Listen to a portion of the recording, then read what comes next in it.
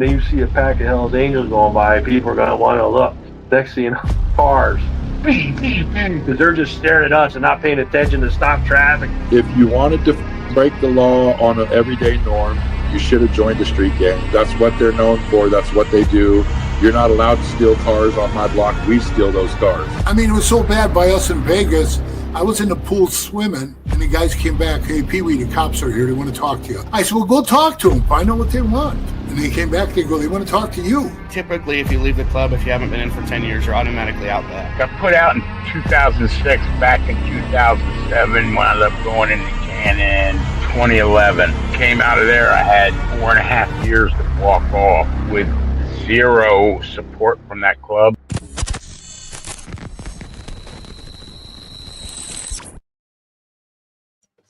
Welcome to this episode of Chatting with Staxx. I'm your host, Bill Staxx, and today we got a wild one for you.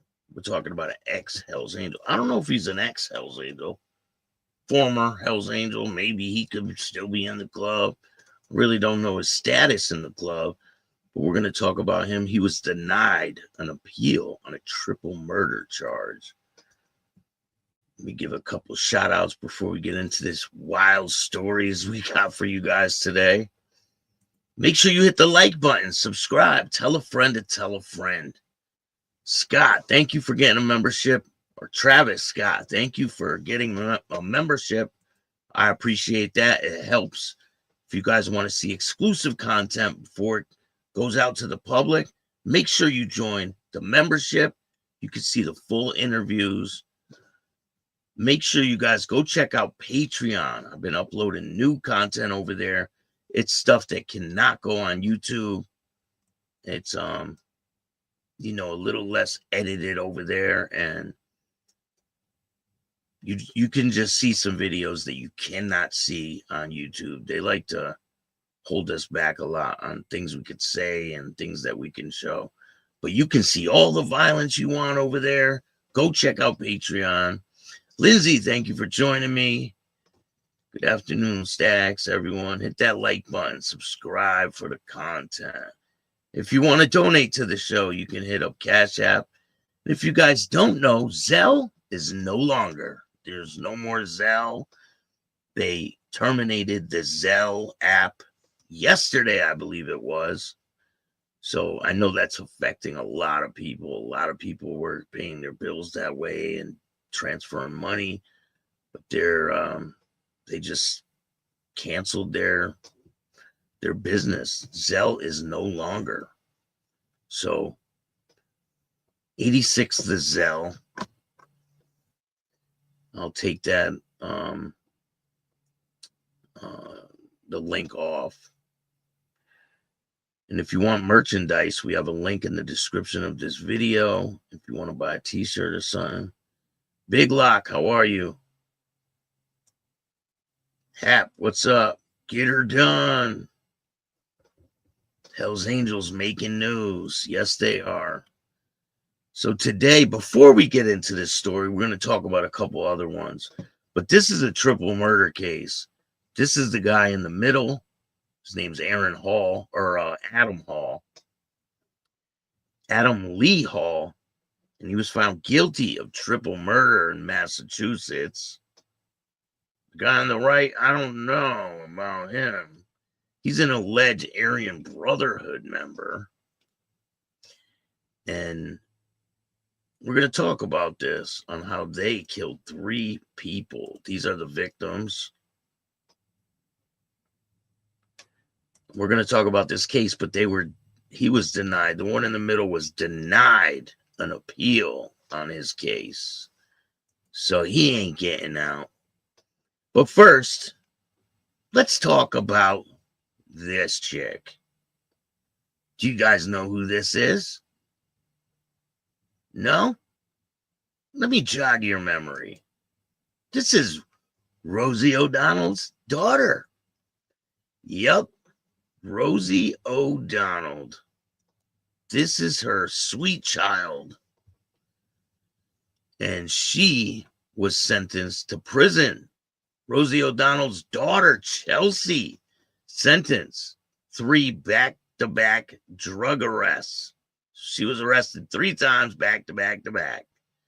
Rosie O'Donnell's eldest daughter, Chelsea Bell O'Donnell, or Belly, has been sentenced to 6 years of probation following 3 consecutive drug arrests.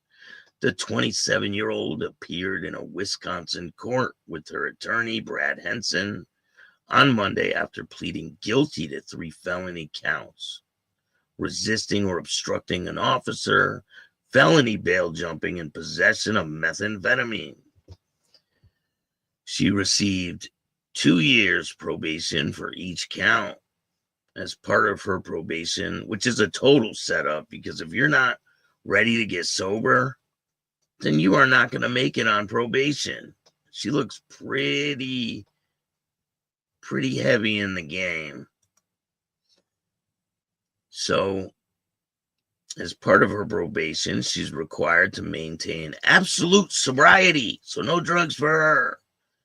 She must also have no possession of alcohol or drugs without a valid prescription.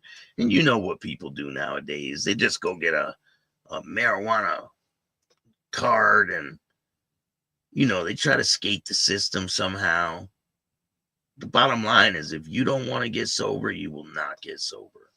But if you want it, then you'll do it. I didn't get sober until I really wanted it. And if you're out there struggling, just know it is possible. You can get sober. I'm living proof that you can get sober and do something positive and productive with your life and change your whole course of your life. I had life on the installment plan until I really took a long look at my life and what I wanted for my future. And that definitely wasn't what I wanted. I didn't want to live like that anymore. And I started to apply myself. And here I am.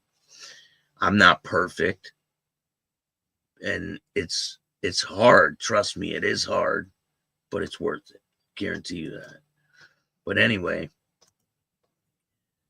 she is also not to have contact with drug users or sellers and have no possession or ownership of firearms. Chelsea must also obtain a high school diploma or a GED and complete full mental health evaluation. If she does not complete these requirements, she could face prison time. Meanwhile, Chelsea's misdemeanor charges of possession of paraphernalia and possession of narcotic drugs were both dismissed. Chelsea evading prison time comes after she was arrested back-to-back 3 times last year. She also has a young child I see here. Back in September, she was arrested after officers responded to a call about a domestic dispute involving Chelsea and her boyfriend, Jacob Neyland, at their home, which prompted the police to search the premises. I don't know if that's legal, if they go there for a little argument, if they can just search the whole premises. I don't know about that. She probably could have argued that, but I mean, according to reports, officers discovered a meth pipe allegedly left within her son's reach. Oh, a black and silver digital scale and some gem bags, also with white residue on them, in a sharps container that had been used for hypodermic needles. Inside the bedroom appeared to be designed as a child's room with numerous used hypodermic needles. Oh my God. So she had this accessible to the child. I'm surprised she wasn't charged with child abuse. Like, that's insane. So inside the bedroom, it appeared, blah, blah, blah. The second officer noticed in the filing several of the items were loaded with blood. There were old apples, garbage, and random tools sitting on the floor, all mixed in with clothing and belonging to the child. Wow. A month later, she was arrested again when she allegedly tried to throw a meth pipe out of her window of her car after she was being pulled over for a traffic stop. She was charged with 4 felony counts of maintaining a drug trafficking place, child neglect, and possession of a methamphetamine pipe and THC, the latter of which is commonly found in cannabis. The mother of 4, so she has 4 kids, was reportedly hit with 2 misdemeanors for disorderly conduct, domestic abuse, possession of illegally obtained prescription drugs. So she was charged with child neglect. How come that one didn't stick? I didn't hear that one sticking. By mid-November, Chelsea was arrested for a 3rd time after drugs were found in her car when a police officer stopped her due to a loud exhaust. Per the report, the officer noted that she had pick marks on her face, in which meth users often have from scratching their skin. Oh no, it was a pimple. It was just I had a pimple on my face, all over it. So the report, the officer noticed she had pick marks. Chelsea was then transported to the Marinette County Jail, where police found prescription pill bottles with multiple drugs during a search. So hopefully she will make it through probation. Looks like an uphill battle for her, but I wish her the best. You know, you don't wish that type of life on anyone. That is very sad. She has kids, and hey, what's going on? Hey, I'm an 81 girl from Australia. Shout out to Perth, Australia. I will be doing some shows on some people from Australia very soon.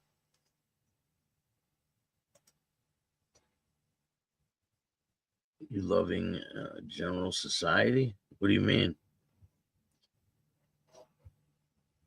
I don't understand the question. Hey, can't hold them down. What's going on? Thanks for joining me today. You're out. Peace out. Appreciate you. Yeah, that's pretty messed up. She has a kid. Mother of the year right there. Show some support and hit that like button. Appreciate it. Tag 4 kids. Rosie needs a man in the house. Rosie is too much. What happens when you eat taco, Rosie? Maureen, what's going on? How are you? Jerry, what's good? Kitty, how are you? Staxx, you love being out of jail and going straight. Hell yeah, definitely. I absolutely love being out of jail. There is nothing I would not change that for the world. I can't even imagine myself going to jail now. You know, it's not who I am anymore. I'm a totally different person. I'm reformed, as they would say. So now we got another person we're going to talk about that's a celebrity type of status. We're going to talk about Nicolas Cage. Hold on, wrong picture. We're going to talk about Nicolas Cage's son. If you guys don't know, Nicolas Cage's son was arrested for assaulting his own mother. Son of the year there. So Nicolas Cage's son was sentenced in a felony assault case after allegedly attacking his mom, Christina.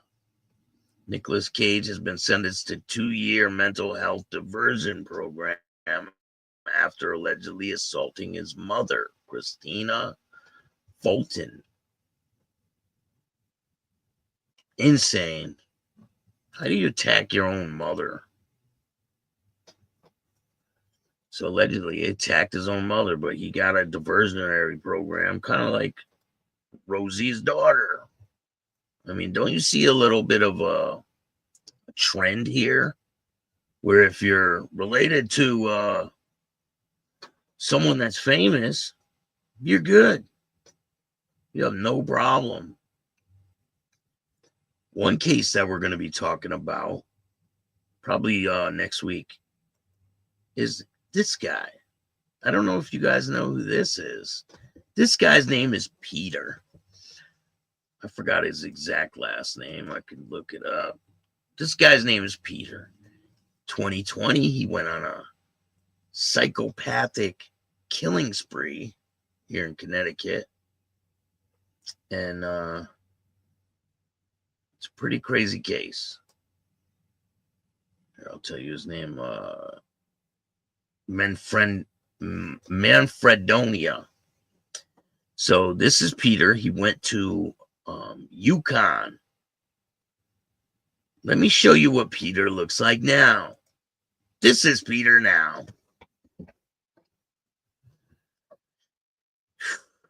Prison changes you, don't it? This was Peter. No, this is Peter. So this is Peter when he got arrested on the left. That guy with the beard and the guy on the bottom are the two people he killed. And he kidnapped a woman. And he ended up going to prison. That picture is right when he got arrested. This is before he got arrested. And this is now. It's like Peter has been doing some eating in prison. He's eating pretty well. So that's pretty crazy. I just wanted to show you guys the transformation of Peter there. It's crazy. But anyway, let's talk about this case. Adam Lee Hall, guilty on 3 murder counts. Remember, I told you guys that he was denied an appeal, so he will spend the rest of his life in prison. No appeals for Adam Hall.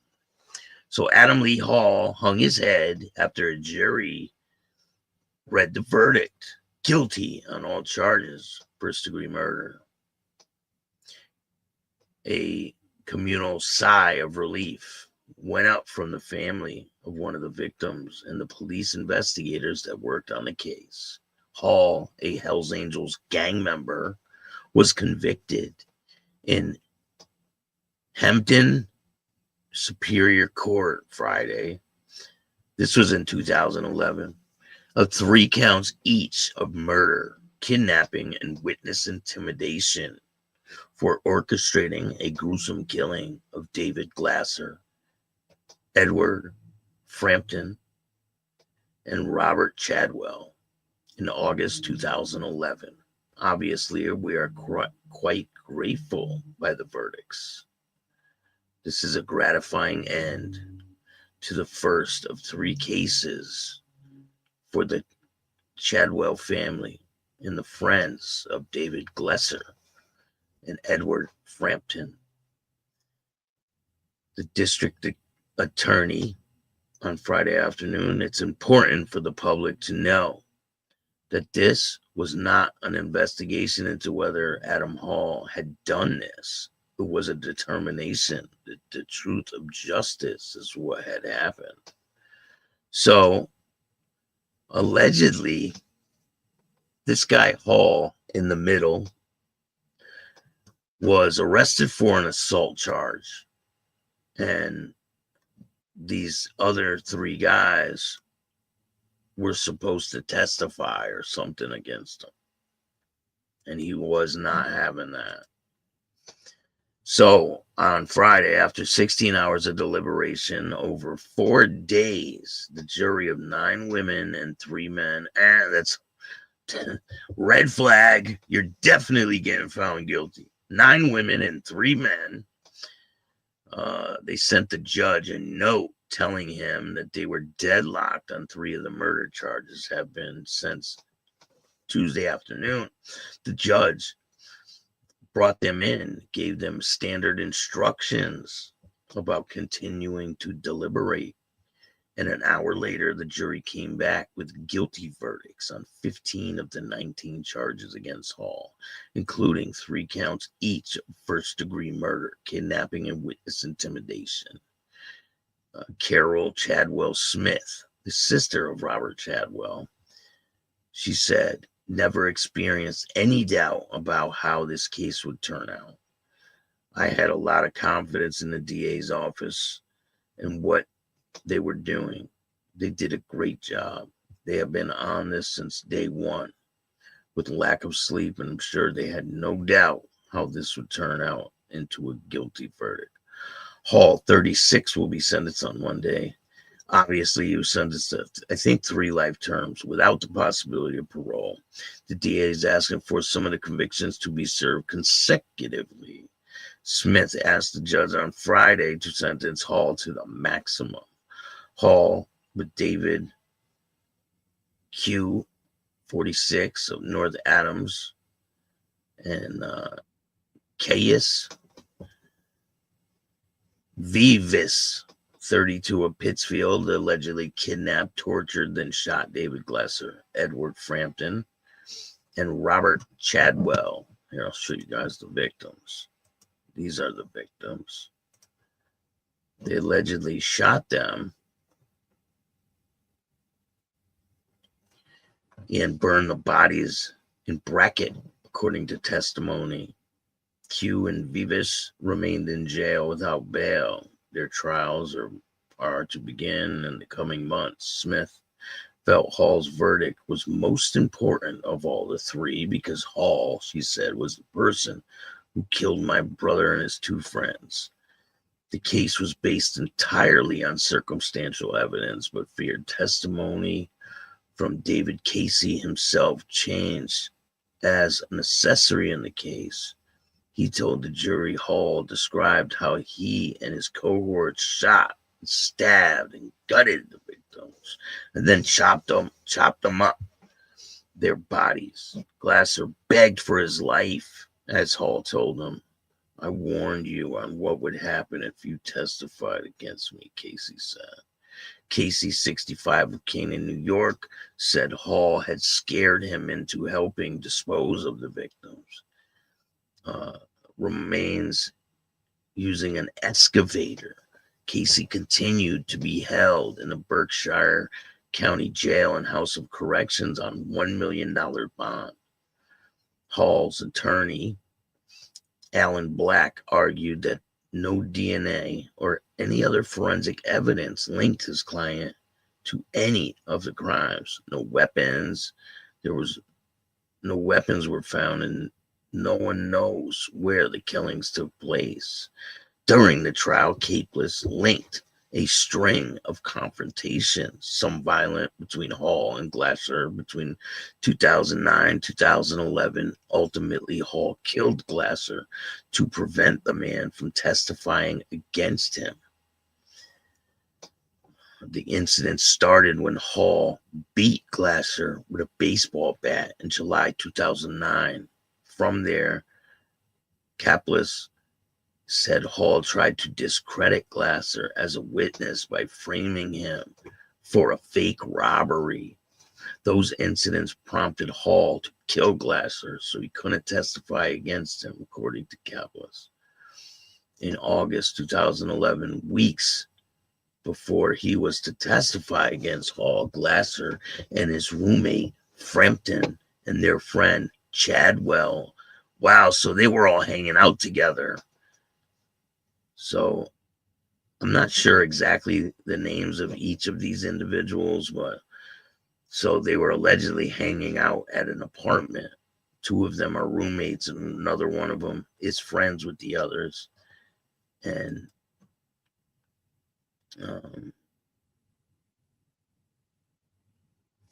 they all disappeared from Glasser's Pittsfield apartment, where they had hunkered down and wait for the tropical storm Irene to be finished.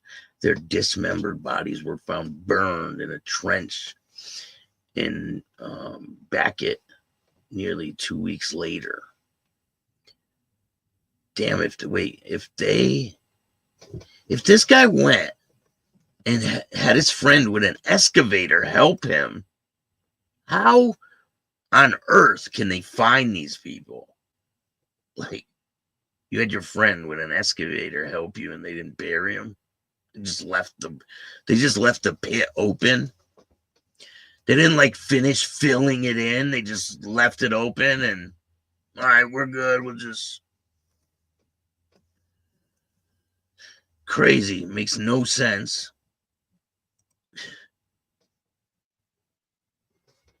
So, Frampton and Chadwell were killed to eliminate them as witnesses, prosecutors said. Kaplis said that they had undertake thorough investigation in the case, and which also bring to bear on the next two trials. I want to thank everyone involved in the investigations, he said. They put an incredible amount of time and effort into it. The DA also thanked the jury in Hall's trial. They were very thoughtful and attentive throughout the trial, Kaplis said, and they obviously gave very serious consideration to all the charges. The trial started January 13th. Jurors began deliberating on Monday. Proceedings were moved to Hampton Superior Court in Springfield because the pretrial publicity in Berkshire's. Kaplis presented the prosecution case with the assistance of First Assistant Berkshire District Attorney Paul Caviello. Black, who didn't have a comment, assisted by attorney Jane Liddy. On an appeal was filed in the case. The verdicts: Hall was found guilty of 3 counts of murder, 4 counts of kidnapping, 4 counts of witness intimidation, armed robbery, assault and battery with a dangerous weapon, possession of a firearm, conspiracy. Hall was found guilty of 2 counts of witness intimidation, extortion, and kidnapping. So listen, if there's only 3 people, right? 3 victims, how did he get charged with 4 counts of kidnapping? Makes no sense. It's crazy. Makes absolutely no sense. So now we're going to talk about a little bit about the guy on the right. It says, reputed Aryan Brotherhood gang member convicted of murders 3 men in Massachusetts. A reputed member of the Aryan Brotherhood was convicted today in Springfield, Mass. Premeditated murders of 3 men who bullet-riddled bodies dismembered were with a power saw in a failed attempt to conceal the crimes. And they had an excavator and they couldn't conceal the crimes. The murders were carried out in 2011 by David Q. and co-defendants Adam Lee Hall, a member of the Hells Angels outlaw motorcycle gang, to silence witnesses the killers believed would testify against them in an earlier assault case. Q was convicted by Hampton County Superior Court jury, which spent all week deliberating before reaching a unanimous verdict in the 3-week trial. They were found guilty of each count of kidnapping, intimidation of a witness, and the killings. They faced mandatory life sentence in prison without the possibility of parole. In an early separate jury, Hall was found guilty of multiple crimes, including first-degree murders, now serving life without parole. The third defendant, Caius Vias, faced his trial in September. Eventually he was found guilty. Prosecutor's case, Q, was built around the testimony of 3 jailhouse informants who cut deals for lighter sentences in exchange for their testimony. They testified last week, telling the jury that Q had boasted and provided details about his involvement in the murders of David Glasser, his roommate, Edward Frampton, and their friend, Robert Chadwell. Hall, 36, from Peru, Mass. Q, 46, from North Adams, Mass. And Viotis, 32, of Pittsfield, were accused of kidnapping 3 victims from the Pittsfield home in Pittsfield, Mass. Sometimes the early hours of August 28, 2011, fatally shooting them, prosecutors said to the jury. The bodies, dismembered with an electric circular saw, were found 10 days later. Prosecution alleges that Hall wanted Glasser dead so he wouldn't testify against him on an unrelated assault case. And they killed the roommate and his friend so they would not be witnesses. Testifying for the prosecution was Jethro Crampton, 33, serving time for armed robbery. Said he joined the Aryan Brotherhood 5 years ago while in Massachusetts prison system. Crampton said before he met Q in prison, he got a letter of introduction from him as a fellow Aryan Brotherhood member. Next to Q's signature on the letter, there were symbols of lightning bolts, in which Kempton said the symbol, the Third Reich of the Aryan Brotherhood, and twin lightning logos often worn by the Hells Angels leather vests. In testimony, Crampton recalls asking Q about his affiliation with Hall, Sergeant of Arms of the Hells Angels chapter. Crampton and Q response was Hall had access to firearms, in which Q wanted, the newspaper reported. In closing arguments, Berkshire County District Attorney David Kaplis graphically described the killings carried out by the Aryan Brotherhood member and the Hells Angel. These are not just killers. They are not just cold-blooded murderers, but depraved, hateful acts to satisfy their lustful retribution, intent to take part in humanity's place. Humanity, piece by piece. Take apart their humanity piece by piece. The defense attorney, Donald Frank, conceded to the jury that Q wasn't necessarily a nice guy, but the state did not show that he was guilty beyond a reasonable doubt. Yes, they did. There was a basis of evidence to show that Mr. Q was an Aryan Brotherhood brother, but it doesn't help you at all determining whether Mr. Q participated in these murders, he told the jury. So these guys, all done. Now I got a video for us to check out from when this all transpired. Let's take a look.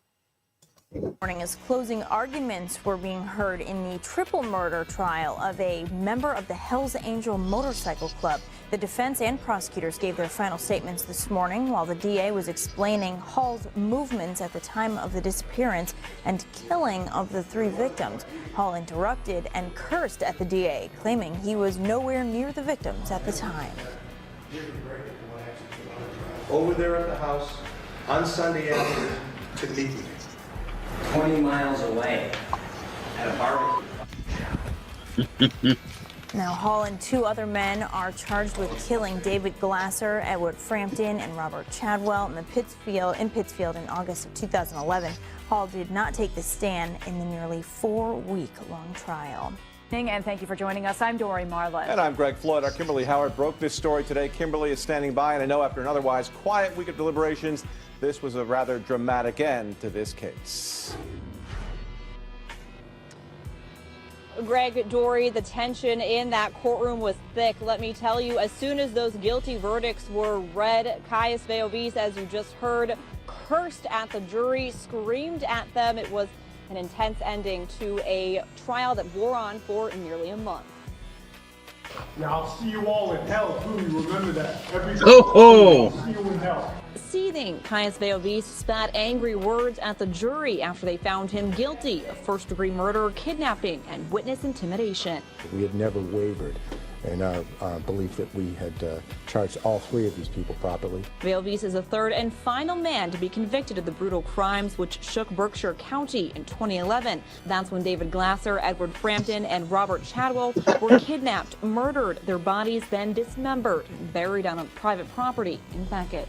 I don't think any investigation this expansive, this large, this extensive had ever been undertaken in Berkshire County. This is the third victory in a row for the prosecution, which relied almost exclusively on witness testimony. District Attorney David Capeless admitted there was no DNA or murder weapon to tie Valdez to the crimes, but he held strong that Valdez had an equal hand in the killings. The killings Adam Lee Hall and David Shalhoub are already Look at his ear. life sentences for. Meanwhile, obviously respectfully disagree with their result. I'm an advocate for my client. defense attorney James Reardon is calling foul on the lack of physical evidence against Valdez. Did you see his ear? He had like they cut his ear to make it look like an elf ear or something like that. He had all these implants in his head. Why would you do something like that? I mean, to each his own, but damn. There's important legal issues about circumstantial evidence and reasonable inferences from circumstantial evidence. Throughout the 3-week trial, Reardon admitted Valdez is odd with his horn implants and satanic tattoos, but he says he isn't a murderer. I always have confidence in juries, and I still believe strongly in the American jury system. I still think it's an excellent system. I think it's the best system that exists.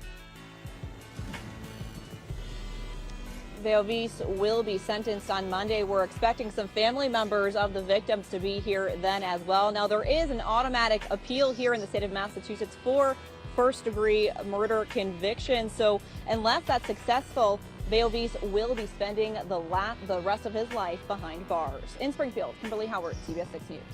Good evening and welcome to 22 News at 6. I'm Barry Krieger. And I'm Laura Hutchinson. Adam Lee Hall will spend the rest of his life in prison for murdering 3 men in Pittsfield in 2011. 22 News reporter Caitlin Gauzy spoke with a victim's relative at Hall's Hampden County Superior Court sentencing. For the term of life without the possibility of parole. Adam Lee Hall stood emotionless as that sentence was read out loud 3 times, one for each of the 3 men Hall was convicted of killing: David Glasser, Edward Frampton, and Robert Chadwell. Chadwell's sister told 22 News she's satisfied with the judge's decision, but there's still a void from the loss of her brother. Definitely there's something that's never going to be filled. I mean, because there are... Yo, if you were asking a question, Big Lock, I'm a former gang member. And I just started doing biker content because I like it. I know quite a bit of people in clubs, but I just find it more interesting than the mafia type of content because I feel like the mob guys are just corny, to tell you the truth. But I was involved in a street gang, and I enjoy doing this content, and a lot of people like it. So there you have it. Questions that and there's a lot of similarities, I feel like, between the two worlds. I have that only he can answer, you know what I mean? And he's not going to do that, just like he never apologized because he's not sorry for what he did. Before the judge announced his final decision, the prosecutors argued to give Hall 3 consecutive life sentences Ixie ears. without parole, with the defense Maureen, what's only going giving on? one of those life sentences, citing he had no other convictions on his record. It's all Under good, man. Massachusetts law, a life sentence without parole is mandatory for a first-degree murder conviction. Defense attorney Alan Black told 22 News he had no comment on the sentencing decision. Yo, I got a question for the chat. So if you are a criminal, right, and you commit one of these crimes, and say you're a felon with a gun, right? Let's just start there.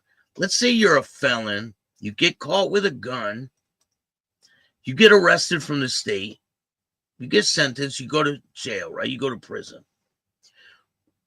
What determines if the feds come in and charge you with felon in possession of a firearm? Because it's still a federal crime to be a felon in possession of a firearm, right? I mean, you can't go to the feds for a felon in possession of a firearm. You can't go to prison in the feds for a murder. But what determines if the feds get involved and charge you? I mean, can you do your time for safe felon in possession of a firearm, right? Do your time in the state, and then you finish your time, and then the feds come after you're done with that sentence and charge you again? I don't understand on where do they come in to charge you with this stuff. I know if you commit a federal crime, sometimes they will come in, the state will drop their charges and just hit you with the Fed charges. But I've always wanted to know that. What determines when the feds come in and charge you? Does anybody have that answer? Jeffrey Kinder told the courtroom the victim, Glasser, had a mental disability and that he had been beaten, abducted, murdered, and mutilated to eliminate him from testifying in an unrelated assault case. The evidence in this case revealed a level of depravity and disregard for human dignity beyond my experience. Well, the judge described the evidence that you heard in court. I have two other cases to describe. I'll leave it to the judge with those words, but I would consider them quite apt and very appropriate. Hall is the first of 3 suspects to be tried in this case. The other 2 cases will be heard at a later date. In Springfield, Caitlin Gosley, 22 News.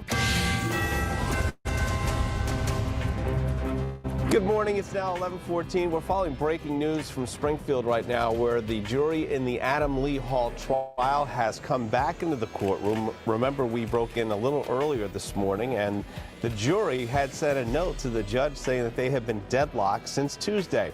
At that point, the judge reminded the jury of the rules of what they were trying to do and told them to go continue to deliberate, but it wasn't very much longer before the jury then reached a verdict, is what we are hearing. And so the parties are being regathered in the courtroom. We're waiting for the judge to arrive, I believe, but Adam Lee Hall is in the courtroom. Remember, Adam Lee Hall is 36 years old. He's a member of the Hells Angels Motorcycle Club. He's from Peru, and he faces 19 charges, including multiple counts of murder for the murders of 3 men in Pittsfield in August of 2011. Hall and David Glasser and his roommate Edward Frampton and their friend Robert Chadwell. David Glasser, Frampton, and Chadwell were murdered in Pittsfield. The judge is now taking the stand, and so let's listen in to Hamden Superior Court. Whatever the jury's verdict, I ask that you be respectful of that decision and bear in mind that we are in a courtroom. If there are any emotional reactions or outbursts, I will ask the court officers to remove that person from the courtroom. Bring the jury in. That's a great analogy, Big Lock. I don't think the Hells Angels and other motorcycle clubs like the Outlaws or any other club, I don't think they're criminal organizations. I think they're motorcycle clubs. And if certain people get caught up in some kind of cases, it's not the whole club's fault.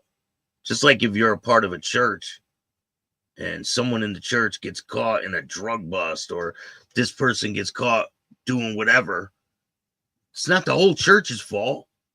Just like it's not the whole club's fault. But the media likes to portray it like, oh, you should just blame the whole club because a couple people got in trouble over here.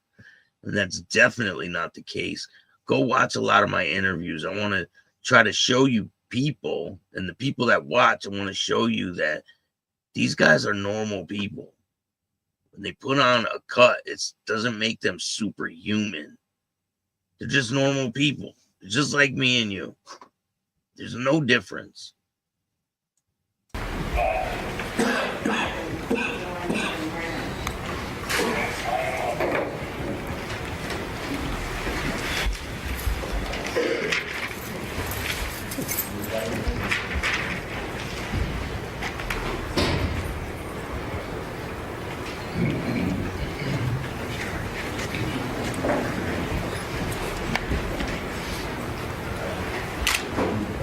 This is when they read the verdict. It's kind of long, so.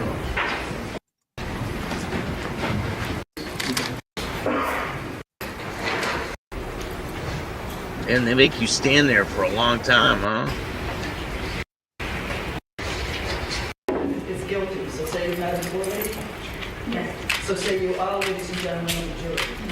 That's got to be a painful day when the jury reads guilty. He's like, damn. In 2009, He knows he ain't ever getting out of prison ever again. He'll never be with a woman again. He'll never ride his bike again. Done. 198 count 2, charging the defendant with kidnapping. You, upon your oath, do say that the defendant is not guilty. So say you, Madam Floor Lady? Yes. So say you are, ladies and gentlemen of the jury. And then the roommate and the roommate's friend, they were just in the wrong place at the wrong time. They got caught up with this stuff. They end up offing them both. Only one of them was even involved with this situation. But the other two were just in the wrong place at the wrong time. Look at this dude on the right. They probably made him take out all those piercings, right? It's crazy the transformation some people can have in prison. I mean, look at this guy. He went from that, being in school in Yukon, being a student, to this. Being a blob in sitting in a prison cell eating honey buns. Crazy. But what do you guys think of this case? I want to know what your opinion is. There's a lot of great content on the way. We got more interviews with heathen motorcycle family members.